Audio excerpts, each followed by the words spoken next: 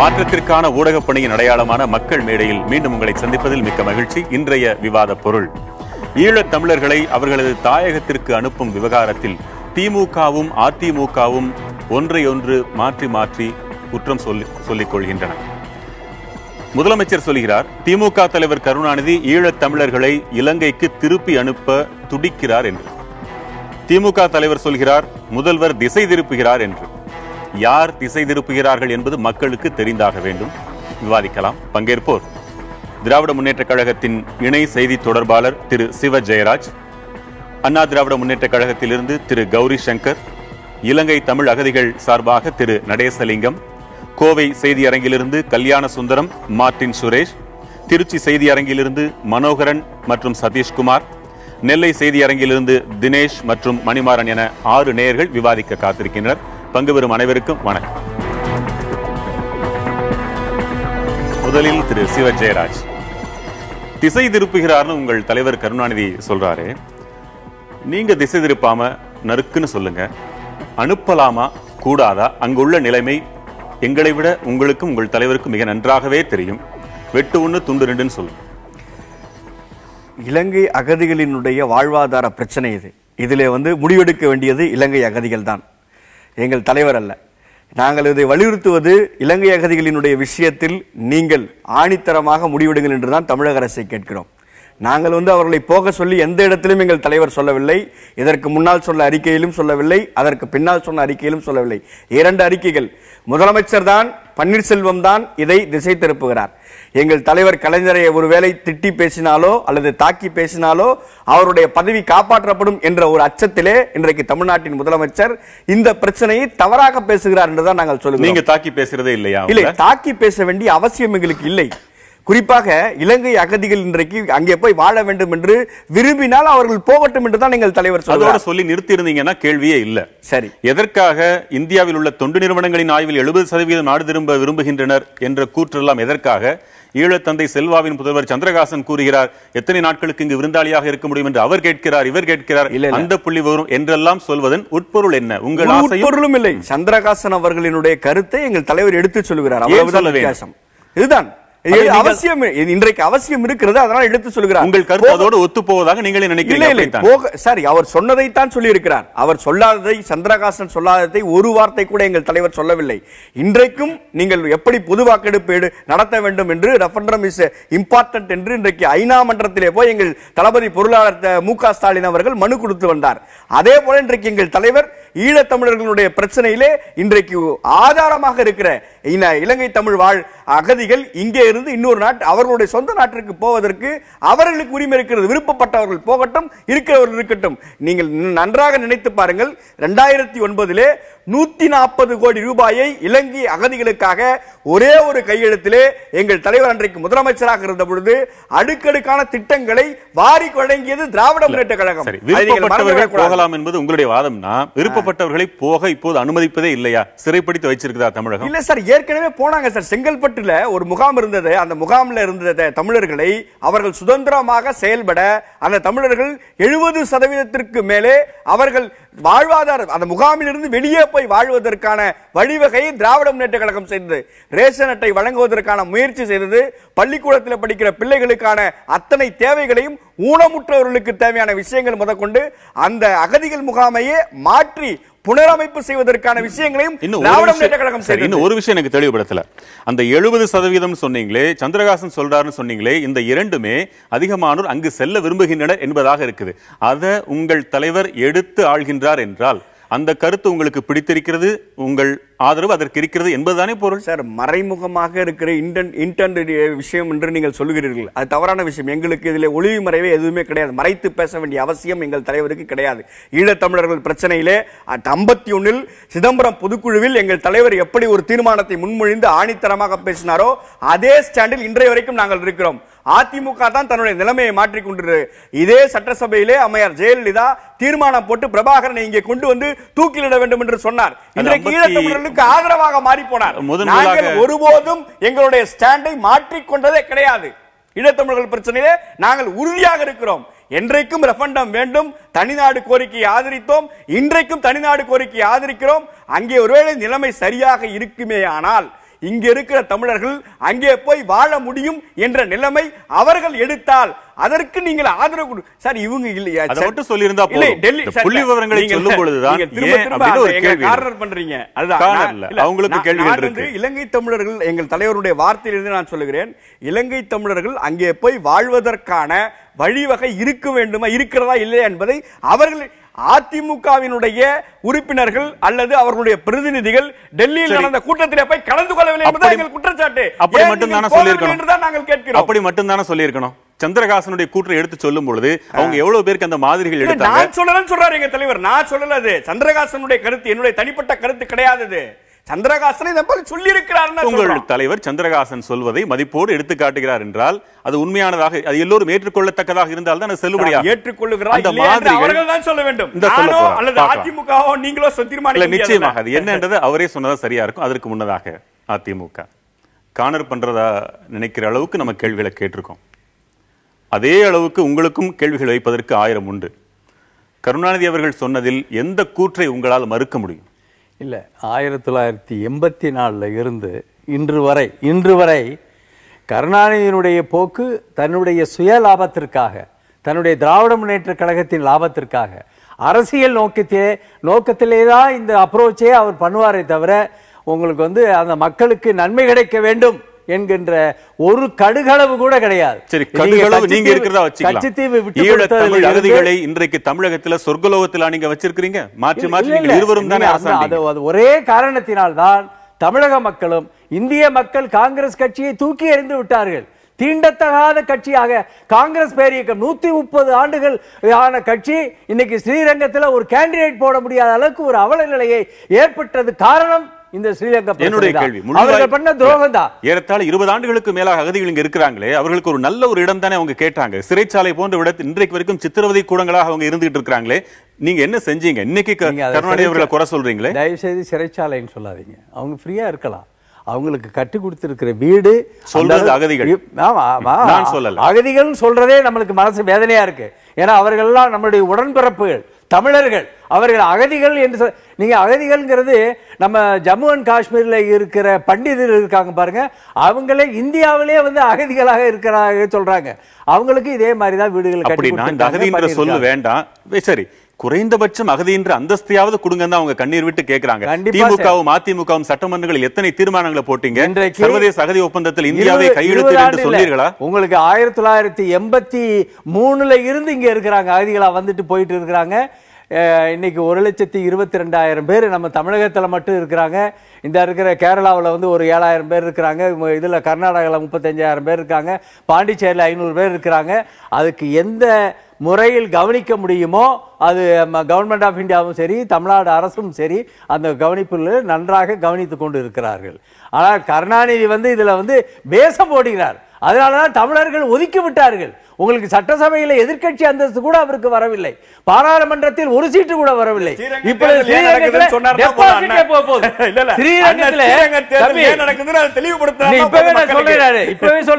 ஸ்ரீரங்கத்தில் டெபாசிட் கூட வாங்க மாட்டாங்க. இலங்கை தமிழர்களை அவர்கள் அரசியலுக்கு பகடைக்காக பயன்படுத்துகிற ஒரே காரணத்தினால் தமிழக மக்களும் சரி, இந்திய மக்களும் காங்கிரஸ் கட்சியையும் திராவிட முன்னேற்ற கழகத்தையும் ஒதுக்கி வைத்து விட்டார்கள். இடைத்தேர்தலை பத்தி சர்வ நிச்சயமாக வெற்றி பெற போவது நாங்கள் தான் என்றால் அங்கே மிகப்பெரிய ஒரு சந்தேகம் வரும். அந்த விவாதத்துக்குள்ள நாம் போக வேண்டாம். ஓட்டு வித்தியாசத்தில் வெற்றி பெற்றாலும் திராவிட முன்னேற்ற கழகம் டெபாசிட் இழக்க போகிறது என்று சொல்கிறேன். இதுதான் பிரச்சனை. ஒருவேளை வெற்றி பெறுவது உறுதி உங்களுக்கே தோன்றிச்சு. இப்ப இருந்தே சொல்லிக்கலாம். ஸ்ரீரங்கம் தேர்தல் ஏன் வந்தது என்பதை நாட்டு மக்களுக்கு இந்த இரண்டு கட்சிகளும் மாற்றி மாற்றி குற்றம் சொல்லிக் கொண்டே இருக்கின்றன. அனைவருமே எதிர்பார்க்கக்கூடிய ஈழத்தமிழர்களுக்கு நாங்கள் மட்டும்தான் உத்தமமான காவலர்கள் என்று 30 ஆண்டு காலமாக இதுதான் நடந்துட்டு இருக்கு. இனிமேலும் மக்களுக்கு இதை சகித்துக் கொள்ள வேண்டும் என்ற எண்ணம் துளியளவும் இல்லை. உங்கள் கருத்து என்ன? நான் என்ன சொல்ல விரும்புகிறேன் என்றால், நான் கடந்த ஒரு வாரத்துக்கு முதலே புதிய தலைமுறையில் ஒரு கருத்தை பதிவு செய்திருக்கிறேன். அதாவது கடந்த கால அரசியல்களை எல்லாம் பற்றி பேசுவதற்கான காலம் இதுவல்ல. ஒவ்வொருத்தரும் செய்திருக்கிறார்கள், அதெல்லாம் மறக்க தேவையில்லை. மங்கள சமரவீர அவர்கள் இந்தியாவுக்கு வந்து சென்ற பிறகு ஏற்பட்ட ஒரு குரல், இலங்கை அகதிகளை இந்தியாவிலிருந்து இலங்கை புலம்பெயர்ந்த தமிழ் மக்களை இந்தியாவிலிருந்து குறிப்பாக தமிழகத்திலிருந்து இலங்கைக்கு திருப்பி அனுப்பலாம் என்ற குரல் எழும்பிய போது பதட்டத்துடன் முகாம்களில் வாழ்ந்து கொண்டிருந்த மக்களுக்கான ஒரு ஆதரவு குரலாக முதல் வெளிவந்தது தமிழக அரசினுடைய குரல். நான் அதை எப்படி பதிவு செய்தேன் என்றால், கொஞ்சம் வித்தியாசமாக, என்னை யாரும் தவறாக நினைத்தாலும் பரவாயில்லை, திரு எம்ஜிஆர் அவர்களுடைய என்னுடைய தெய்வமாக நான் பார்க்கிற அவருடைய 1983 எல்லா கட்சிகளுக்குமான மகாநாட்டில் அவர் அந்த சந்திப்பின் போது அவர் எடுத்த துணிச்சலான சில நடவடிக்கைகளால் இன்றைக்கு எங்களுடைய மக்களுடைய மக்களுடைய மேம்பாட்டுக்கு அது ஒரு முக்கியமான விடயமாக பதிவு செய்ய நான் விரும்புகிறேன் இந்த இடத்துல. அதுக்கு பிறகு எல்லாருமே செய்திருக்கிறார்கள். ஆனால் இந்த பிரச்சனை வந்த பிறகு உண்மையாகவே முகாம்களில் இருக்கின்ற எங்களுடைய புலம்பெயர்ந்த மக்களுடைய உள்ள கிடக்கை அன்றைய தினம் முதலமைச்சருடைய அறிக்கை வெளிவந்த அன்று தான் அந்த முகாம்களில் இருந்த மக்களுடைய முகங்களில் ஒரு புன்சிரிப்பை காணக்கூடியதாக இருந்தது, ஒரு சந்தோஷத்தை காணக்கூடியதாக இருந்தது. திரு சந்திரகாசன் அவர்கள் என்ன சொல்கிறார்கள் என்று சொன்னால், விருந்தாளிகளாக வந்தவர்கள், விருந்தாளிக்கும் புலம்பெயர்ந்தவருக்கும் வித்தியாசம் இருக்கிறது. விருந்தாளி என்றால் ஒரு வீட்டுக்கு வந்து தங்கி இருந்து போபவர். நான் அப்படி அல்ல, என்னுடைய மக்கள் அப்படி அல்ல. நீங்க இங்க விருந்தாளிகளா நடத்தப்படுறீங்களா? இல்லை. அதாவது நான் என்ன சொல்ல வருகிறேன் என்றால், அடுத்த சுற்றுல விரிவாக விவாதிக்கலாம். இன்றைய நிலையில், இன்றைய இலங்கை சூழலில் அங்கு செல்ல விரும்புவோர் அதிகம் என்பது உங்கள் கருத்தா? தவறான கருத்து பதிவு செய்யப்பட்டிருக்கிறது. டாடா இன்ஸ்டிடியூட் என்ற அந்த நிறுவனம் எடுத்த ஒரு மாதிரி கணிப்புக்கு பிறகு தமிழக அரசினுடைய அறிக்கை வருவதற்கு முன்பாகவே தமிழக அரசின் அதிகாரிகள் பல முகாம்களில் இந்த கணிப்பை எடுத்திருக்கிறார்கள். 80% அதிகமான மக்கள் இலங்கையில் ஒரு அரசியல் தீர்வு, நிரந்தர தீர்வு ஏற்படும் வரை போக விரும்பவில்லை என்பதை திடமாக 70% போக விரும்புகிறார்கள் என்பது அவருடைய அறிக்கையா இருக்குது. 80% போக விரும்பவில்லை என்பது நடப்பு என்று நீங்கள் சொல்கிறீர்கள். எதை நம்புவது என்பது குழப்பமாக இருக்கிறது. அதை இந்த இடத்தில் தினமலர் நாளேட்டில் வந்து சூழ்நிலை இந்தியாவில் இலங்கையில் இல்லை. ஏன்னா அவங்க விவசாயம் பண்ணிட்டு இருந்தாங்க, கன்னியாகுமரி மாவட்டத்தினுடைய தகவல் 9.8% மக்கள் மட்டும்தான் பதிவு செய்திருக்கிறார்கள் இலங்கைக்கு போறோம் என்று சொல்லி. அப்ப 100 இவர்கள் சொல்கிற 70% ஒரு மாவட்டம், ஒரு மாதிரி கணிப்பு என்று இல்லை. அது நேரடியாக மக்களிடையே போய் கேட்டு எடுத்த இது வந்து நான் பார்த்தது 9.8. அப்படியே இருக்கட்டும். இன்னும் சில சந்தேகங்கள் இருக்கின்றன. மீண்டும் உங்களிடம் வருகிறேன். திருச்சி செய்தி அரங்கிலிருந்து சதீஷ்குமார், உங்களுடைய வாதம் என்ன? வைங்க, மைக்க கையில் எடுத்துக்கோங்க. தோழர் சொன்னது போல 80% மக்கள் அங்க போக விரும்பவில்லை, அதுதான் உண்மை. அங்க இருக்கின்ற சிங்கள பேரினவாதத்தினுடைய கொடுங்கோல் ஆட்சியை உலகமே கண்டு கொண்டிருக்கிறது. அங்கே இன்னும் சொல்ல போனால் மனித உரிமையே கால் வைக்க முடியாத சூழல். இன்னும் நவநீதம் பிள்ளையே கேலி பண்ணி கிண்டல் செய்து அனுப்பிய அந்த சமூகத்தில் இங்க இருக்கின்ற நம் தொப்புள் கொடி சொந்தங்கள் அங்கே போவதற்கு விரும்ப மாட்டார்கள் என்பதுதான் உண்மை. நான் ஒரே ஒரு கேள்வியை இந்த அரங்கத்தில் வைக்கிறேன். உண்மையாலுமே இங்க இருக்கின்ற அதிமுகவிற்கும் திமுகவிற்கும் நம்முடைய ஈழத் தமிழர்கள் மீது அவர்களை அகதி என்று தயவு செய்து சொல்லாதீர்கள், ஏதிலியர் என்றாவது சொல்லுங்கள். அந்த நம் தொப்புள் கொடி சொந்தங்கள் மீது மெய்யாலுமே இந்த இரண்டு கட்சிகளுக்கும் அக்கறை இருக்கும் என்று சொன்னால் அவர்களை சட்டமன்றத்திலே உறுப்பினர்களாக ஆக்குவார்களா, தேர்தலில் நிற்க வைப்பார்களா? ஏனென்று சொன்னால் பங்களாதேஷை சேர்ந்தவர்கள் இன்றைக்கு மேற்கு வங்கத்திலே அவர்கள் குடியேறி அங்கே அந்த அகதிகளாக இருந்து அந்த அகதிகள் இன்றைக்கு தேர்தலிலே போட்டியிட்டு அங்கே அசம்பிளின்னு சொல்லப்படுகின்ற அந்த சட்டப்பேரவையிலே உறுப்பினராக இருக்கிறார்கள் மேற்கு வங்கத்தில். அந்த நிகழ்வு இங்கே உண்மையாலுமே நம்முடைய தமிழர்களுக்கு, அந்த ஈழத்தமிழர்கள் மீது உண்மையாலுமே அக்கறை இருக்கும் என்று சொன்னால், அரசியல் தேவைப்படும் போதெல்லாம் அவர்களை இழுக்கின்றார்களே, அவர்கள் உண்மையாலுமே அக்கறை இருக்கும் என்று சொன்னால் அவர்களை தேர்தலில் நிற்க வைப்பார்களா? நான் கேட்கிறேன். உங்கள் இந்த மன்றத்தில் கேட்கலாம். அதற்கு முன்னதாக இந்த அகதி ஏதிலி இந்த வார்த்தை குழப்பங்கள் இருக்குது. அவர்கள் படுகிற சிரமங்களை பார்த்து அகதி என்ற வார்த்தையை அவர்கள் இழிவுபடுத்தும் வார்த்தையாக மக்கள் மனதில் போய் பதிந்து விட்டது. ஆனால் அது அப்படி ஒன்றும் ஒரு கெட்ட வார்த்தையாக இழிவுபடுத்துகிற வார்த்தை அல்ல. அதை மக்களும் புரிந்து கொள்வார்கள். முன்னாள் முதல்வரும் இந்நாள் முதல்வரும் அந்த வார்த்தையை தான் பயன்படுத்துகிறார்கள். குறைந்தபட்சம் அந்த உரிமையாவது தந்தால் மிக மிக மகிழ்ச்சி அடைவார்கள் அந்த அகதிகள் என்பதை நாங்கள் சொல்லிக் கொள்கிறோம். தொடர்ந்து பேசலாம். திரு கௌரி சங்கர், சதீஷ்குமாருடைய கேள்விக்கு உங்க பதில் என்ன? ஒரு தேர்தலில் நிற்க வைக்க வேண்டும் என்ற அளவிற்கு எதிர்பார்ப்புகள். சதீஷ் நல்ல கேள்வி கேட்டாருங்க. இப்போ ஆஸ்திரேலியாவில் வந்து டியூவல் சிட்டிசன்ஷிப் வச்சுருக்கிறாங்க.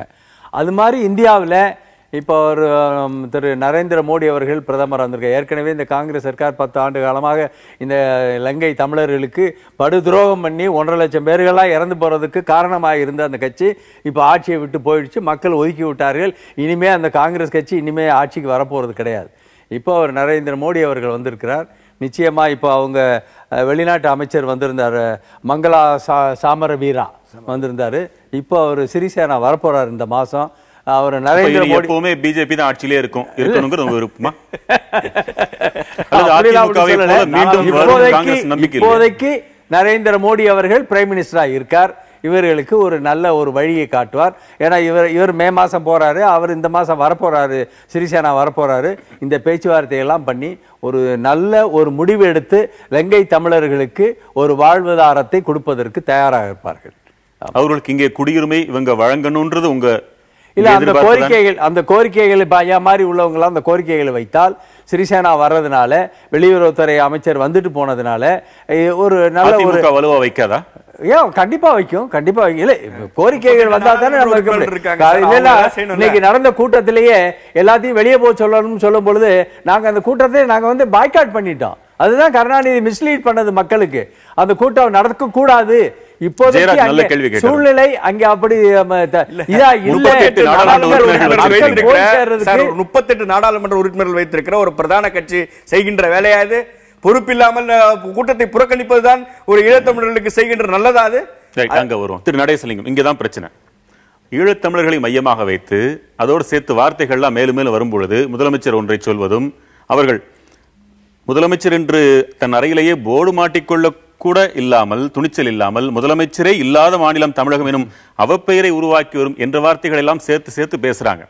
ஆக நீங்க மட்டுமே அவங்களுக்கு முழுமையான குறியாக இருக்கிறீங்களான்னு நீங்க உணர்றீங்களா, அல்லது அதை தாண்டி அரசியல் தான் அவங்களுக்கு முக்கியமா இருக்குன்னு நினைக்கிறீங்களா? இல்ல, நான் இதுக்குள்ள இந்த ரெண்டுக்குள்ளே போக விரும்பல. ஏன் விரும்பல? அப்ப அரசியல் இருக்கிறதுனால அச்ச உணர்வா? இல்லை, அதாவது நான் என்ன சொல்ல வருகிறேன் என்றால், தமிழக அரசு எடுத்த முடிவு சரியானதாகத்தான் எனக்கு படுகிறது. காரணம் என்னென்னு சொன்னால், ராஜபக்சே ஆட்சியில் இருந்தபோது என்னால் 12 கடிதங்கள் அனுப்பப்பட்டன அவருக்கு. நான் தமிழிலே தான் எழுதியிருக்கிறேன். நான் தனிப்பட்ட ரீதியாக தான் ராஜபக்சேக்கு எழுதியிருந்தேன். சில அதாவது நாடு திரும்புதல் தொடர்பாக மக்களுடைய எண்ணங்கள் எப்படி இருக்கிறது, மக்களுக்கு என்ன தேவைகள் இருக்கிறது, அந்த கடிதங்களில் குறிப்பிட்ட விடயங்களில் ஒரு துளியேனும் அவர்கள் கவனித்துக் கொள்ளவில்லை. அதற்கு பிறகு சென்னையில் இருக்கும் இலங்கை தூதராலயத்தை கடந்த 2 வருடங்களுக்கு முதல் சந்தித்து துணை தூதரிடம் ஒரு மனு கையளித்தேன். அதிலும் அவர்களும் கண்டுகொள்ளவில்லை. இதற்கு பிறகு கடந்த 10ஆம் தேதி இலங்கை ஜனாதிபதியாக வந்த சிறிசேனாவுக்கு ஒரு கடிதம் எழுதியிருக்கிறேன். இந்த தபால் மின்னஞ்சலிலும் அனுப்பி, அதேவேளை இலங்கை சென்ற ஒரு நபரிடம் பதிவு தபாலில் அவர்களுக்கு போய் கிடைக்க செய்திருக்கிறேன். இன்று வரை இதில் குறிப்பிட்டிருக்கிற எந்த ஒரு விடயத்தையும் அவர்கள் ஏற்றுக்கொள்ளவில்லை. எனவே என்னுடைய கருத்துப்படி அந்த மகாநாட்டில் போய் சொல்லுவதை இலங்கை அரசு ஏற்குமா என்பது தெரியவில்லை. பயிர்கரிப்பதன் மூலம் அவர்களுக்கு சில அதிர்ச்சியை கொடுக்கலாம் என்றது என்னுடைய ஏற்றுக்கொள்ளப்பட்ட ஒரு வாதமாக தான் நான் கருதுகிறேன். திமுக தலைவர் சொல்வதை போல அங்கே சென்று இருந்தால் வலிமையான கருத்தாக பதிவாகி இருக்கும் என்பதை நீங்க ஏற்றுக்கொள்ளவில்லை. அங்க முக்கியமான அதிகாரிகள் யாருமே வரல. சார், ஐயாவோட எதுக்கு இடைமறிக்கிறதுக்கு மன்னிக்கணும். அதாவது ஒரு நரேந்திர மோடியினுடைய அமைச்சரவை பொறுப்பேற்றதற்கு பிறகு நடைபெறுகிற ஒரு முக்கியமான கூட்டம் இது. நாங்கள் அப்படித்தான் இது இவருடைய பாரதிய ஜனதா அரசு பொறுப்பேற்றதுக்கு பிறகு சில மாறுதல்கள் நடைபெறுகிறதாக நாம் பார்க்கிறோம் கண்கூடாக. அதே போல இதற்கு முன்னாலே அங்க இருக்கிற ஒரு ஆட்சி மாற்றம் ஏற்பட்டிருக்கிறது. அந்த ஆட்சி மாற்றத்திற்கு பிறகு ஏதோ ஒரு நல்லது நடக்குமா என்று ஒரு அடிப்படையில் ஒரு கூட்டம் நடக்கிறது. அந்த கூட்டத்தில் தமிழ்நாட்டினுடைய ஒரு பிரதான ஆளுங்கட்சி அல்லது நாடாளுமன்றத்தில் அதிக எண்ணிக்கையிலே நாடாளுமன்ற உறுப்பினர்களை வைத்திருக்கிறவர்கள் அந்த கூட்டத்தில் கலந்து கொண்டு தங்களுடைய கருத்துக்களை வலியுறுத்துகிறார்கள் என்று சொன்னால் அழைப்பு விடப்படுகிறது. ஒருவேளை ஒரு முன்னேற்றம் இருக்கும் என்ற அடிப்படையில் தான், வேறு எந்தவித அரசியல் நோக்கமும் எங்களுக்கு கிடையாது, ஒளிவுமறைவும் கிடையாது. பட்டவர்த்தனமாக நேருக்கு நேராக நாங்கள் ஈழத்தமிழர்களினுடைய பிரச்சனையை பிரதிபலிக்கிற கண்ணாடியாக திராவிட முன்னேற்ற கழகம் இருந்து இந்த விஷயத்தை அணுகுகிறோம். தொடர்ந்து பேசலாம். கோவையில் இருந்து சுரேஷ் மார்ட்டின், உங்களுடைய வாதம். ஒரே ஒரு நிமிஷம் நான் சொல்லிடுறேன். நான் இதே அரங்கத்தில் நான் ஏற்கனவே பதிவு செஞ்சிருக்கிறேன். இந்த வெளியுறவுத்துறை செக்ரட்டரியா இருந்தாங்க பாருங்க, சுஜாதா, காங்கிரஸ் கவர்மெண்ட்லேருந்து இருக்கிறவங்க. இப்போ தான் ஜெய்சங்கர் மாற்றிருக்காங்க. அவங்க எல்லாருமே இந்த காங்கிரஸினுடைய கொள்கையை தான் அவங்க அடப்பிடிச்சுட்டே வந்தாங்களே தவிர புதிய அரசு, புதிய கவர்மெண்ட் வந்திருக்கு, நரேந்திர மோடி பிரைம் மினிஸ்டர் வந்திருக்காரு, அவருடைய போக்கு என்ன என்பதையெல்லாம் காணாம அவங்க பண்ணாங்க. அதனாலதான் இப்ப மாத்தி இருக்காங்க. இப்ப ஜெய்சங்கர் வந்திருக்காரு. அந்த அம்மா மீட்டிங் போயிருந்தா நிச்சயம் இவங்களுக்கு ஒரு தீர்வு வந்திருக்கு. ஒரு முயற்சி தானே. கோவில் மார்ட்டின், உங்க கருத்து என்ன? அதாவது எந்த ஒரு தனி மனிதனோ அல்லது குடும்பமோ அவங்க சொந்த வீட்டில் இருக்கணும் அப்படின்னு தான் ஆசைப்படுவாங்க. அப்போ சொந்த வீடு அப்படிங்கிறப்ப அவங்களுக்கு இலங்கையில் அவங்களுக்கு உண்டான என்னென்ன பிரச்சனைகள், அடிப்படை பிரச்சனைகள் எல்லாம் தீர்க்கப்படுமா, இல்லை ராஜீவ் ஜெயவர்தனை ஒப்பந்தத்தில் ஏதும் மாற்றம் நிகழுமா? இந்த மாற்றத்துக்காக அதிமுகவோ அல்லது திமுகவோ நீங்கள் இதை நாடாளுமன்றத்தில் எதுக்காவது குரல் கொடுக்க போகிறீங்களா? இல்லை இந்த பிரச்சனையில் இதே போல் நீங்கள் பாய்காட் பண்ணிட்டு நீங்கள் இருக்க போகிறீங்களா? என்ன செய்ய போறீங்க? 10-11 அமைச்சர்கள் வைத்திருந்தப்போ நீங்க என்ன செஞ்சீங்க? இனி நீங்க என்ன செய்ய போறீங்க? நாங்கள் அமைச்சரவையில் இருக்கின்ற பொழுது சரி, அமைச்சரவை இல்லாத பொழுது சரி, 25/8/11 அன்றைக்கு முன்னாள் மத்திய அமைச்சர் திரு டி.ஆர். பாலு அவர்கள் சபாநாயகர் மீராகுமார் அவர்களிடத்திலே நாடாளுமன்றத்திலே நின்று சொன்னார், வங்கதேசத்தை உருவாக்கியது இந்தியா, இலங்கையிலே போர் நடவடிக்கை எடுத்து அங்கே தமிழீழத்தை உருவாக்க வேண்டும் என்று நாடாளுமன்றத்தில் திராவிட முன்னேற்ற கழகம் பதிவு செய்தது. அதை நீங்கள் மறந்து என்ன செய்ய போறீங்க? தனி ஈழத்துக்கு அண்ணா திராவிட முன்னேற்ற கழகம் ஆதரவு இல்லைங்க. தமிழர்களை காப்பாற்ற வேண்டும் என்பதில் முதன்மையா இருக்கக்கூடிய கட்சி அண்ணா திராவிட முன்னேற்ற கழகம் தான். அதுல எந்த விதமான சந்தேகம் இல்லை. தம்பி கேட்டது மாதிரி நிச்சயமாக அதுக்கு குரல் கொடுப்போம். உங்களுக்கு தீர்வு ஏற்படுவதற்குள்ள ஆதங்க பணிகள் அத்தனையும் செய்வோம். ஒரு நொடி. நெல்லையிலிருந்து மணிமாறன், உங்க வாதம் என்ன?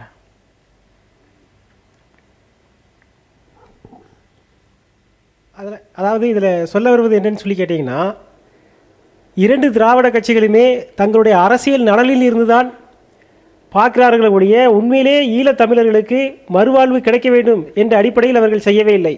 அண்ணா திராவிட முன்னேற்ற கழக அரசு இறுதி என்ன சார் அது நீங்க எப்படி சொல்றீங்க? என்ன ஆதாரம் அதுக்கு? இன்றைய அண்ணா திராவிட முன்னேற்ற கழக அரசு எதுக்கு 2 கட்சிகளுமே தங்கள் கட்சி நலனுக்கு தான் அது செய்யறாங்கன்னு சொன்னீங்களே, எதை வச்சு சொல்றீங்க?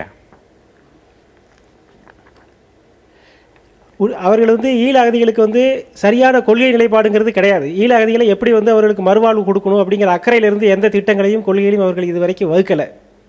சார், நீங்க எத்தனை அகதி முகாமை போய் பார்த்திருக்கிறீர்கள்? தவறான கருத்தை பொதுவெளியில பயன்படுத்தக்கூடாது. எதுவுமே செய்யலன்னா சொல்லவே கூடாது. நான் இப்பொழுதுதான் சொன்னேன், 140-150 கோடியை ஒரே ஒரு கையெழுத்திலே அவர்களுடைய மறுவாழ்வுக்கு எங்கள் தலைவர் கொடுத்தார். கலைஞர் காப்பீடு திட்டம் கொடுத்தோம், ஊனமுற்றோர்களுக்கு நிதியுதவி கொடுத்தோம். 1236 பெண்களுக்கு மூவலூர் ராமாமிர்தம் அம்மையார் திருமண உதவி திட்டத்தில் இருந்து திருமண உதவி தொகை 3 கோடி ரூபாய் கொடுத்திருக்கிறோம். ஆதாரம் இருக்கிறது. மத்திய அரசின் செய்யவில்லை என்றெல்லாம் நீங்கள் பொதுவெளியிலே தயவு செய்து பதிவு செய்யாதீர்கள். சரி, முதலமைச்சரே சொல்லியிருக்க மத்திய அரசின் நிதியை வைத்து திமுக செய்தது, மாநில அரசின் நிதியை வைத்து அதிமுக செய்தோம் சொல்லியிருக்காங்களே, என்ன பதில்? இல்ல சார், மத்திய அரசு நிதி ஒரு திட்டங்களுக்கு என்று இன்னொன்று சார், நீங்க மத்திய அரசிடம் அனுமதி கேட்காம அங்கிருந்து வாங்கி கொடுக்கிறதுக்கு இல்ல, அங்கே வாங்கி கொடுப்பது அதை கூட மற்றவர்கள் செய்யவில்லையே. இவர்கள் நிதியை வைத்து செய்தோம் சொல்றாங்க. மாநில நிதி சரி சமமாக பயன்படுத்தப்பட்டிருக்கிறது. தவறான குற்றச்சாட்டு. நீங்கள் அரசியல் ஆட்சி பொறுப்பில் இருக்கிறீர்கள், ஆதாரத்தை காட்டுங்கள், ஆதாரத்தை எடுத்து கொடுங்கள். முதலமைச்சர் தவறான குற்றச்சாட்டு. நெல்லை சகோதரர் சொல்றதுக்கு சொல்றேன் நானு. மொத்தம் 112 கேம்ப் இருக்கு நம்மளுடைய இதுல கேம்ப் இருக்கு. ஐயா சொன்னாரு 100%த்துல 90% தமிழக அரசு எங்களுக்கு நன்மை செய்கிறது, 10% அப்படி இப்படி இருக்குன்னு சொல்லி. எந்த ஒரு ப்ரொபோசலா இருந்தாலும் சரி, எந்த ஒரு ப்ராஜெக்டா இருந்தாலும் 100க்கு 100 இருக்கணும் விருப்பம் தான். இருந்தாலும் ஐயா அவருடைய 90% நாங்க திருப்தியா இருக்கிறோம். அதை நீங்க நினைவில் கொள்ள வேண்டும். தெளிவா சொல்லுங்க. அந்த உங்களுக்கு வழங்கக்கூடிய சலுகைகள் அல்ல, உங்களுக்கான அந்த உரிமைகளை இந்த 2 கட்சிகளையும் ஒப்பிட்டு பார்க்கும் பொழுது உங்களுக்கு என்ன தோன்றுது? அதாவது நான் ஆரம்பத்திலே ஒரு விஷயத்தை பதிவு செய்ய விரும்புகிறேன்னு சொன்னா, அகதி உரிமை என்பது வேற, நாங்கள் வாழும் வழிவகை என்பது வேற. நான் ஆரம்பத்திலேயே சொன்னேன், முதல் இருந்த எங்களுடைய புரட்சித் தலைவர் எடுத்த நடவடிக்கைக்கு கீழாக மத்திய அரசினுடைய கொள்கைகளுக்கு அப்பாற்பட்டு தமிழகத்தில் வாழும் அகதிகள் நன்றாக வாழ வேண்டும் என்ற ஒரு நோக்கத்தில் உள்ளூர் மக்களுக்கு இருக்கிற அனைத்து உதவி திட்டங்களும் எங்களுக்கு நடைமுறைக்கு கொண்டு வரப்பட்டிருக்கிறது. ஆனால் அகதிகள் என்று வரும்போது அகதிகளுக்கு நடைமுறைப்படுத்தப்படும் சில நடைமுறை திட்டங்கள் மத்திய அரசினுடைய கொள்கைக்குட்பட்டதாக இருப்பதால் அதில் மாற்றம் வராத வரைக்கும் நாங்கள் தங்கக்கூண்டு கிளி போல், அவரே பதிவு செய்தார், ஒரு சிம் கார்டு கூட வாங்க முடியவில்லை. இதுதான் உண்மை. இந்த இடத்துல எனக்கு ஒரு சந்தேகம். நீங்கள் எம்ஜிஆரை தெய்வம் என்று சொன்னதாலும் மீண்டும் புரட்சி தலைவர் என்று விழித்ததாலும் இந்த சந்தேகம் மக்களுக்கும் எழக்கூடும். தெளிவுபடுத்த வேண்டியது உங்களுடைய கடமையாக இருக்கும் என்று கருதுகிறேன். அதை நான் தெளிவுபடுத்துகிறேன். நிச்சயமாக. என்றால் நீங்கள் அதிமுகவிற்கு ஆதரவாகத்தான் பேசுவீர்கள். இல்லை, குறைந்தபட்சம் திமுகவை பாராட்டும்படியான விஷயங்கள் ஒன்றாக இருக்கிறதா? சொல்ல போகிறேன். சொல்லுங்க. அதாவது பொதுவாக உலகத்திலே அகதி முகாம்கள் என்று பார்த்தால் இப்படி 113 அகதி முகாம்கள் எல்லாம் இருக்காது. பெருவாரியான ஆட்களை கொண்டு போய் ஒரு இடத்தில் குவித்து வைப்பதுதான் இது. ஆனால் அந்த 1983 நடந்த அந்த அனைத்து கட்சி மாநாட்டில் எடுக்கப்பட்ட முடிவில் இந்த மக்களை பரந்துபட்ட முகாம்களாக போடுங்கள் என்று தீர்மானிக்கப்படுகிறது. ஏன் என்று சொன்னால் பரந்துபட்டு போட்டதால் தான் இன்று அந்த மாணவன் உள்ளூர் மாணவனுடன் கல்வி கற்கக்கூடியதாக இருக்கிறது. வேலைவாய்ப்பில் போட்டி இல்லை, மக்களுடைய உறவு நிலை மேம்படுகிறது. நான் திரும்பவும் தான் சொல்ல வருகிறேன். நான் இரண்டு கட்சிகளையும் குறைத்து சொல்ல வர விரும்பவில்லை. அவர்களும் கலைஞரும் செய்திருக்கிறார், இவர்களும் செய்திருக்கிறார்கள். ஆனால் இன்றைய நிலையில் அகதிகள் திருப்பி அனுப்பப்பட வேண்டும் என்ற ஒரு குரல் எழும்பும் போது அந்த குரலை நெறிப்படுத்திய தவறான தகவல்களை கொடுத்தவர்களால தான் இந்த சிண்டு முடிதல் ஏற்பட்டிருக்கிறதாக நான் கருதுகிறேன். ஏனென்றால் தலைவர் கலைஞர் அவர்கள் திரு சந்திரஹாசன் அவர்களை தெளிவா சொல்லுங்க. திரு சந்திரஹாசன் அவர்களுடைய கருத்தை முன்னாள் முதல்வர் கலைஞர் ஐயா அவர்கள் நம்பி சொல்லி இருக்கிறார்கள். மேலும் பல்வேறு தொண்டு நிறுவனங்கள் இன்னும் சொல்லி இருக்கிறார்கள். கலைஞர் வந்து சந்திரஹாசன் விஷயத்தை சொன்னார் என்றால் ஒரு உதாரணத்திற்கு சொல்லுகிறார். பல விஷயங்களை சொல்லுகிறார். தொண்டு நிறுவனம் அவரை குற்றம் சாட்டுவது தவறான விஷயம். எந்த ஒரு தொண்டு நிறுவனமும் 70% அகதி மக்கள் புலம்பெயர்ந்த தமிழ் மக்கள் இலங்கைக்கு போக இருக்கிறார்கள் என்று எந்த ஒரு இடத்திலையும் கருத்தை பதிவு செய்யவில்லை. தினமலர் நாளேடு, சரி கலைஞர் சொன்னதை விட்டுவிடுங்கள். தினமலர் நாளேடு சொல்லுகிறது 70% பேர் நாடு திரும்ப விரும்புவதாகவும் 20% பேர் சில நிபந்தனைகளுக்கு உட்பட்டு நாடு திரும்ப விரும்புவதாகவும் 10% பேரே தமிழகத்தில் தொடர்ந்து வாழ விரும்புவதாகவும் தெரிவித்துள்ளனர். ஒரு இந்த கருணாநிதி அடிக்கடி திட்டுவாரே அந்த நாளேட்டில் அதே தினமலர் தான். தவறு இல்லையா? அதுல ஐயா சொன்னா அதை சொல்ல வேண்டியது. திரும்பவும் சொல்கிறேன், ஊடகங்கள் தங்களுடைய கருத்தினை தவறாக பதிவு செய்திருக்கின்றன. அதுக்கு அதுதான் இந்த 70% போவது என்பது டாடா என்கிற அந்த இன்ஸ்டிடியூட்டுடைய சமூக சேவை திணைக்களம் கொடுத்த அறிக்கையிலே அப்படி ஒன்று இல்லை. நீங்கள் வேணுமென்றால் சம்பந்தப்பட்டவர்கள் அவர்களுக்கு தொலைபேசி மூலம் அழைப்படுத்தி நீங்கள் வெளியிட்ட ஒரு 635 குடும்பங்களுடைய ஒரு சாதாரண கள ஆய்வில் கிடைத்த தகவல் என்ன என்றதை கேட்டு அறிந்து கொள்ளலாம். 630 குடும்பங்கள். மொத்தம் இருப்பது எத்தனை குடும்பங்கள்? மொத்தம் இருப்பது எத்தனை குடும்பங்கள்? 66,000 வெளியில இருக்கிறதெல்லாம் சேர்த்து கிட்டத்தட்ட 1,22,000 பேர். நம்ம இதுல 1,23,000 மாதிரி என்னும்போது 630 போதாதா? இல்ல, அதாவது அவர்கள் என்ன சொல்கிறார்கள் என்றால் நாங்கள் அவசரத்தின் நாங்கள் இந்த ஒரு கள ஆய்வு எடுத்திருக்கிறோம், இதை முழுமைப்படுத்துவதாக இருந்தால் முழுமையான அகதிகளுடைய கருத்தை அறிய வேண்டும் என்பதுதான் அந்த கலாயினுடைய முடிவாக இருக்கலாம். ஆனால் அதற்கு முன்னதாக அப்படியே தலைகளாக மாற்றி விட்டார்கள். அவர்கள் சொன்ன 70% நாட்டுக்கு திரும்பி போவதாக எந்த தொண்டு நிறுவனம் அதை கொடுத்தது? அதை யாராவது நிரூபிக்க தயார் என்றால் தினமணியில வந்த பேட்டி யாரை சுட்டி காட்டுகிறது என்றால் திரு சந்திரஹாசன் அவர்களை தான் சுட்டி. இன்னொன்றும் கேள்விப்பட்ட தகவலை உறுதி செய்ய வேண்டும். ஒரு 15,000 பேர் அங்கே செல்ல வேண்டும் என்று பதிவு செய்து இந்திய அரசின் அனுமதிக்காக காத்துக்கொண்டே இருப்பதாக இருக்கும் தகவலில் உண்மை இருக்கிறதா இல்லையா? இல்லை, நான் மறுதளிக்கிறேன் என்று சொன்னால் இந்த நாடு திரும்புதல் பணியை செய்பவர்கள் யார்? முதலாவது தமிழக அரசு சம்பந்தப்பட்டது, இரண்டாவது சம்பந்தப்பட்டது UNHCR அலுவலகம் பெசன்ட் நகரில் இருப்பது. இந்த ரெண்டுடைய தகவலும் தாண்டி தான் இதை பார்க்க வேண்டும். அப்ப ஒரு பொதுவாக ஏனென்றால் அவர் தன்னுடைய கருத்தை தொடர்ந்து பதிவு செய்வதற்கான முயற்சியிலே தான், அதாவது தான் எடுத்த முயலுக்கு தான் பிடித்த முயலுக்கு 3 கால் என்ற ஒரு நிலையிலே தான் சந்திரஹாசனுடைய செயல்பாடுகள் தொடர்ந்து இருந்து கொண்டிருக்கின்றன. இன்றைக்கு முகாம்களிலே அதற்கு பதில் சொல்வதற்கு இங்கே சந்திரஹாசன் இல்லை என்பதால் நான் பகிரங்க சவால் தான் விடுகிறேன். நான் அவர் என்னுடன் இதே மேடையில் விவாதிக்க தயாராக இருந்தால் நான் அகதி மக்களுடைய குரலை பதிவு செய்ய விரும்புகிறேன் என்று சொன்னேன். நான் இங்கு வர்றதுக்கு 10 நிமிஷத்துக்கு முதல் கூட நான் எடுத்த புள்ளி விவரம் கன்னியாகுமரி, திருநெல்வேலி, அதாவது எல்லாமே நீங்கள் அவரோடு இருந்து பணியாற்றியவர் தான். எஸ், இப்பொழுது புரிந்து நிற்கிறீர்கள். நான் என்னுடைய அதாவது நான் என்ன சொல்கிறேன் என்றால் ஒரு விடயம் இருக்கிறது. ஒரு மக்களுடைய இயலாமையை ஒரு தனி மனிதனோ ஒரு சமூக அமைப்போ அல்லது அரசோ தனக்கு சாதகமாக பயன்படுத்துமாக இருந்தால் அந்த செயல் திட்டம் முழுமையாக இறுதி வடிவத்தில் செயலிழந்து போகும். இது திரு சந்திரகாசன் அவர்களுக்கு பொருந்தும். அவர் எதற்காக திரும்ப திரும்ப, அதாவது ராஜபக்சே கவர்மெண்ட் இருக்கும் போதும் அது சிறப்பான அரசாங்கம் என்று சொன்னார், சிறிசேனா வந்த பிறகு சிறப்புன்னு சொன்னார். நான் கேட்பதெல்லாம் வித்தியாசமான ஒரே ஒரு வேண்டுகோள் தான். அதை அவர் எடுத்து சொல்வது தவறா? பொழுது முற்றிலும் தவறு என்கிறீர்கள். அதை எடுத்து சொல்லியிருக்கவே கூடாதா? அவர் மக்களுடைய கருத்தை சொல்லியிருக்க வேண்டும். ஏனென்றால் 35 வருடங்களுக்கு மேலாக மக்கள் பிரதிநிதி, அதாவது அகதிகளால் அகதிகளுக்கு அகதிகள் நடத்தும் நிறுவனம் என்று சொன்னவர். சரி, இப்போ செல்வாவின் மகன் சார் அவர் சொன்னார், யாரோ ரோட்ல போறவர் கிடையாது. அவருடைய கருத்தை இவர் சொல்லுகிறார். அதை ஏற்றுக்கொள்வதும் ஏற்றுக்கொள்ளாததும் உங்களுடைய விருப்பம். நான் சொன்ன சார் 83 வந்து இந்த ஒற்றை விஷயம் போதுமா? ஈழத்தந்தை செல்வாவின் புதல்வர் சொல்லிவிட்டார் என்று நம்புகிறார்கள். அவருடைய சேவையையோ அவர் செய்த நல்ல பணிகளையோ நாங்கள் இந்த இடத்தில் குறைத்து மதிப்பிட தயாரில்லை. அவர் எங்களுடைய சமூகத்துக்கு நல்லது செய்திருக்கிறார். இன்றைய சூழலில் என் சமூகம் சார்ந்த அரசியலும் என் சமூகம் சார்ந்த நாடு திரும்புதலிலும் அவர் எடுத்திருக்கிற முடிவு முழுக்க முழுக்க தவறானது. சார், அது இவருடைய கருத்து.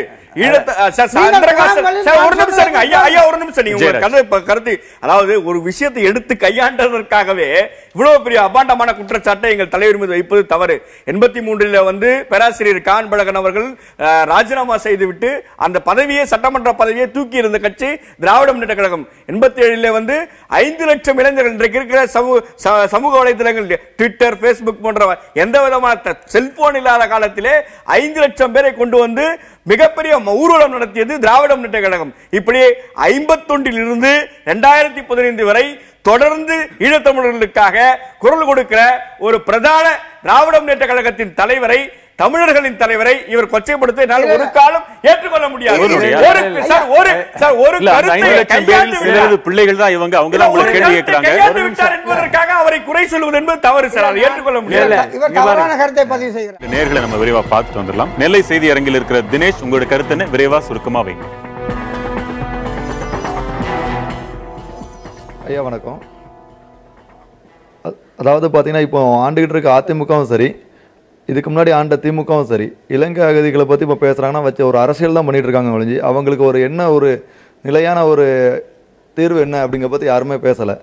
அதாவது பார்த்தீங்கன்னா இப்போ இங்கே இருக்க அகதிகளை இங்கே திருப்பி அனுப்பணும்னு பேசுகிற இந்த 2 கட்சிகளும் ஏன் மத்திய அரசுகிட்ட இவங்களுக்கு ஒரு இந்திய குடியுரிமை கொடுக்குற பற்றி பேசலை? இப்போ நார்வேல இருக்கிறவங்க சரி, இல்லை கனடா, இது மாதிரி இப்போ வெளிநாடுகளில் இருக்க தமிழர்களுக்கு அங்கே உள்ள அரசு வந்து குடியுரிமை கொடுத்துருக்கு. அதை ஏன் இவங்க கொடுக்குற பற்றி பேச மாட்டேங்கிறாங்க? இதை ஏன் ஒரு அரசியலாக்குறாங்க? சார், ஒருபோதும் நாங்கள் திருப்பி அனுப்ப வேண்டி சொல்லவே இல்லை. அங்க இருக்க நம்மளோட திருப்பி அனுப்ப வேண்டும் என்ற வார்த்தையை சொல்லவில்லை. தயவு செய்து அரசியலே விடுங்க, அரசியலே விடுங்க. நீங்க இன்னைக்கு வந்து எங்க விடுறது? அது சம்பந்தமா நீங்க அறிக்கைகள்ல கூட அரசியல் தானே இருக்குது. அனுப்பக்கூடிய சூழ்நிலையில் லங்கை இல்லை. நம்ம 5000 கோடி கொடுத்தோம், அரசியல் விடுங்கன்னு சொல்றீங்கல்ல. 5000 கோடி கொடுத்து இவர்களுக்கெல்லாம் வீடு கட்டி கொடுக்க சொன்னோம். அவ வீடு கட்டி கொடுக்கவே இல்லை. அங்க வந்து மேற்கொண்டு சிங்களரை கொண்டு வந்து நம்ம தமிழர்கள் வாழக்கூடிய இடத்துல இவர்களுக்கு உரிமை உள்ள பட்டா லேண்ட்ல குடியமர்த்தினார்கள். அங்கே உள்ள முஸ்லிம்களை விரட்டி அடிஞ்சாங்க. நீங்க சொல்றது ஏத்துக்கிறேன். ஒண்ணே இல்ல, மக்களுக்கு விவாத தலைப்பும் அதான், அரசியல் விடுங்கன்னு சொல்றீங்க. மீண்டும் மீண்டும் கருணாநிதி அவர்களின் அறிக்கைக்கு பதில் கொடுத்து கொண்டே இருக்கத்தான் வேண்டுமா? அரசியல் ஏன் வேணும்? ஏன்னா அவர் தவறான அறிக்கை சொல்றாரு. முதல்ல வந்து ஏன் போய் கலந்துக்கலைங்கிறாங்க. சுஜாதா இருக்கிற அந்த வெளியுறவு செயலாளர் இருக்கும் பொழுது காங்கிரஸ் சர்க்கார் அந்த மீட்டிங் போக முடியாதுங்க. துரோகம் செய்வதில் அண்ணா திராவிட முன்னேற்ற கழகம் பங்கு வகித்திருக்கும்.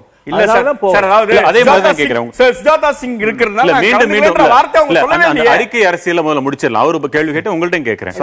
திரும்ப திரும்ப முதலமைச்சரே இல்லை, முதலமைச்சரே இல்லாத ஒரு மாநிலம் என்றெல்லாம் இப்படி எல்லாம் மீண்டும் மீண்டும் ஏன் சீண்டிக் கொண்டே இருக்க? அது அரசியல் இல்லையா? முதலமைச்சராக நீங்கள் கருதவே இல்லாத ஒருவருக்கு ஏன் நீங்கள் மீண்டும் மீண்டும் அறிக்கை தர வேண்டும்? உங்களுக்கு அழகாது சார். அதுதான் 5 முறை தமிழ்நாட்டின் முதலமைச்சராக இருந்த இந்தியாவின் மூத்த அரசியல்வாதி, 92 வயதில் சக்கர நாட்காலில் உட்கார்ந்து கொண்டு இன்றைக்கும் தன் நாட்டிற்காக உழைக்கிற ஒரு தலைவர் ஒரு அறிக்கை கொடுக்கிறார். அந்த அறிக்கைக்கு நீங்க என்ன பதில் கொடுக்க வேண்டும்? திரித்து கூறுகிறார், ஈழத்தமிழர்கள் இங்கிருந்து வெளியேறுவதற்கு இவருக்கு அந்த முயற்சியில் ஈடுபடுகிறார் சொல்றார். ஒரு தவறான குற்றச்சாட்டு. நீங்கள் சாதாரண பன்னீர்செல்வமாக இருந்தால் நாங்கள் கேட்க போவதில்லை. தமிழ்நாட்டின் முதலமைச்சர், உங்களுக்கு வாக்களிக்காத எனக்கும் சேர்த்து நீங்கள் முதலமைச்சர். முதலமைச்சர்ன்றீங்களா இல்ல ஏத்துக்க போறதில்லையா? அரசியலமைப்பு கான்ஸ்டிடியூஷனல் அத்தாரிட்டி யார் சார்? ஒரு மாநிலத்துக்கு ஒரு ஆளுநர். அவரை வைத்துக் கொண்டு குற்றவாளியின் படத்தை குடியரசு தினத்திலே அந்த ஊர்வலத்திலே வைத்துவிட்டு ஒரு இடத்திலே கூட முதலமைச்சருடைய படத்தை வைக்கவில்லை.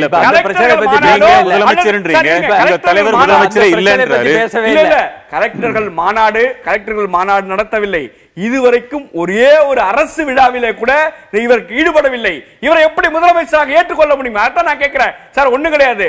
முதலமைச்சர் சேம்பரை ஏன் சார் யூஸ் பண்ணக்கூடாது? நீங்க முதலமைச்சர் சேம்பரை முதலமைச்சருக்கு என்று கட்டி வைக்கப்பட்ட தலைமை செயலகத்தில் இருக்கிற ஒரு சேம்பரை உபயோகிக்காத ஒரு மனிதரை எப்படி நாங்கள் முதலமைச்சராக ஏற்றுக்கொள்வது? ஒரு சிலர் உலக தமிழர்களின் ஒப்பற்ற தலைவர் என்பதை மகிழ்ச்சியோடு ஏற்றுக்கொள்வார்கள், ஒரு சிலர் முதலமைச்சர் என்பதையே தாழ்மையோடு ஏற்றுக்கொள்வார்கள். ஏன் அப்படி இருக்கக்கூடாது? இல்ல சார், அதாவது என்ன சார் அநியாயமா இருக்கு. ஒரு கான்ஸ்டிடியூஷனல் அத்தாரிட்டி பதவி பிரமாணம் எடுக்கிறீங்க, அரசியலமைப்பு சட்டத்தின்படி நீங்க தாடி வளர்த்துக்கிறீங்க, கோயில் கோயிலா போறீங்க. நாங்க எதுவுமே கேட்கல, உங்க சொந்த விஷயம். முதலமைச்சர் பொறுப்பை எடுத்துக்கொண்டு இந்த நிமிடம் வரைக்கும் முதலமைச்சர் சேம்பரை அவர் யூஸ் பண்ணல. அவருடைய இல்லத்தில் முதலமைச்சரின் என்ற பெயர் பலகை இல்ல, கேம்ப் ஆபீஸ் கிடையாது, முதலமைச்சர் கேன்வாயை உபயோகப்படுத்துவதில்லை. இதெல்லாம் என்ன சார் அநியாயம் நடக்குது? அந்த புகழ் வாய்ந்த பதவியில் நீங்கள் நினைப்பதை விட அளவுக்கு அதிகமாக அவங்க மதிக்கிறாங்க, அங்க கொண்டு போய் வைக்கணும்னு அவங்க விரும்புறாங்க, போராடுறாங்க. அந்த உணர்ச்சி உங்களுக்கு இருக்கு. இந்த டேபிளும் சேரும் தான் முதலமைச்சரா சார்? முதலமைச்சர் பாருங்க, சரி, முதலமைச்சர் எங்கே உட்கார்றாரோ அதுதான் முதலமைச்சர் அறை. டேபிள்ல உட்கார்றாரோ அதான் முதலமைச்சர் ஆசனம். அந்த ஆசனத்துல உட்கார்றது எந்த சட்டமும் கிடையாது. அவர் எங்க உட்கார்றாரோ அதுதான் முதலமைச்சர் சேர், முதலமைச்சர் அறை. ஒரே ஒரு அடிக்கல் நாட்டிருக்கிறார் பன்னீர்செல்வம் இன்றைக்கு வரைக்கும். நான் கேட்கிறேன், என்ன பண்ணிருக்கார் முதலமைச்சராகி? இதுவரைக்கும் ஒரே ஒரு அரசு முறை சுற்றுப்பயணம் இல்ல, ஒரே ஒரு விசிட் கிடையாது, ஒரு ஆய்வு கூட்டம் கிடையாது. அதிகாரிகள், காவல்துறை அதிகாரிகள், கலெக்டர்கள் மாநாடு கிடையாது, கேலண்டர்ல முதலமைச்சர் படம் இல்ல. நீங்க என்ன சார் நடக்குது? அவசியம் இல்ல. 160 எம்எல்ஏக்கள் தேர்ந்தெடுக்கப்பட்ட தலைவர் பன்னீர்செல்வம். அந்த 160 எம்எல்ஏக்கு கவலைப்பட்ட போது எதிர்க்கட்சி உங்களுக்கு மக்கள் கொடுக்கவில்லை, அதுல அடங்கி போய் நீங்க இருங்க. இந்த இன்னைக்கு ஸ்ரீரங்கத்துல டெபாசிட் இழக்க போறீங்க. ஸ்ரீரங்கத்துல டெபாசிட். மனோகரன், உங்களுடைய வாதம் என்ன? மனோகரன்,